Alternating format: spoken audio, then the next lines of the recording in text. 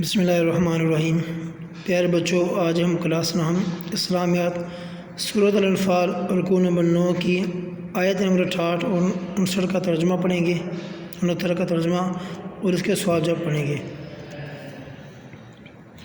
لولا کتاب من اللہ سابق لمسکم فیما اخذتم عذاب عظیم۔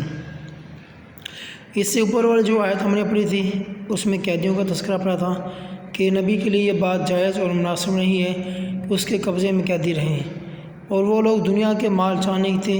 وہ لوگ یہ کہتے تھے کہ ان قیدیوں سے فدیہ لے کر ان کو چھوڑ دیا جائے، اور اللہ تعالیٰ ان کے لیے آخرت کی بھلائی چاہتا تھا اور وہ دنیا کا مال کو چاہتے تھے۔ اب اس آیت میں یہ بتایا جا رہا ہے کہ اگر خدا کا حکم یہ پہلے نہ ہو چکا ہوتا، لمسکم فیما اخذتم، تو جو فدیہ تم نے لیا ہے اس کے بدلے میں تم پر بڑا عذاب نازل ہوتا، عذاب عظیم، بڑا عذاب نازل ہوتا۔ اب یہ جو فدیہ کی بات ہے، یہ اللہ تعالیٰ نے اس آیت مبارکہ میں یہ فرمایا کہ فدیہ لے کر قیدیوں کو چھوڑنا بہت بڑی غلطی تھی، جس کی وجہ سے مسلمانوں پر سخت عذاب آ سکتا تھا۔ اب اگر عذاب نہیں آیا تو اس کی وجہ یہ ہے کہ اللہ تعالیٰ نے فیصلے پہلے سے کر رکھے تھے، اس لیے ان پر عذاب نازل نہیں ہوا، ورنہ ان کے فدیہ لینے کی وجہ سے ان پر اللہ کی طرف سے عذاب نازل ہو سکتا تھا۔ وہ فیصلے کیا تھے؟ ان میں سے پہلا فیصلہ یہ تھا کہ اللہ تعالیٰ نے یہ ہدایت نازل نہیں فرمائی تھی، یعنی یہ بالکل واضح طور پہ یہ اللہ تعالیٰ نے حکم جاری نہیں کیا تھا کہ فدیہ لے کر چھوڑنے والا، اس لیے ان سے یہ غلطی ہو گئی۔ اس غلطی کی بنا پر اللہ نے ان کو معاف فرما دیا۔ دوسری بات یہ کہ حضور کی موجودگی میں عذاب نہیں آ سکتا، جیسے کہ ہم نے پہلے پڑھا ہوا ہے۔ تیسری بات کہ استغفار کرنے والوں پر عذاب نہیں آتا۔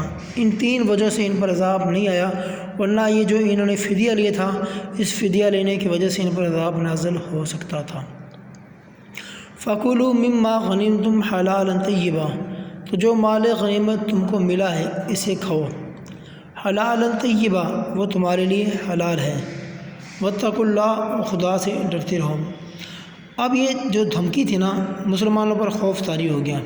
یہ جو عذاب کی جو دھمکی تھی نا، اس دھمکی کی وجہ سے مسلمانوں پر ایک خوف طاری ہو گیا اور وہ اس مال سے دور ہو گئے، یعنی یہ جو مال ان کے پاس مال غنیمت کے طور پہ آیا تھا نا، اس مال سے ڈر کے اس مال سے دور ہو گئے۔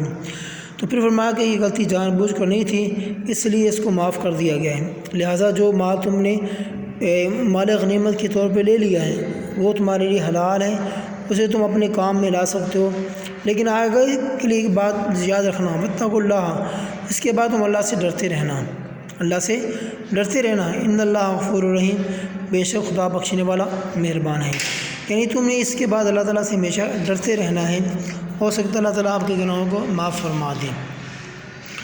اب اس کا سوال کیا ہے؟ سوال یہ ہے کہ اللہ تعالیٰ نے مسلمانوں کو جہاد پر ابھارنے کے لیے کیا ترغیب دی؟ ارشاد باری تعالیٰ کے ترجمہ، اے نبی، مومنوں کو جہاد پر ابھارو اور کہو اگر تم میں سے 20 آدمی ثابت قدم رہنے والے ہوں گے تو وہ 200 کافروں پر غالب رہیں گے، اور اگر 100 ایسے ہوں گے، یعنی 100 آدمی ثابت قدم رہنے والے ہوں گے، ثابت قدم یعنی کہ جو ڈٹ کر مقابلہ کرنے والے ہوں گے، تو منکرین حق میں سے 1000 آدمیوں پر بھاری رہیں گے، اس لیے کہ کافر ایسے لوگ ہیں جو کچھ بھی نہیں سمجھتے۔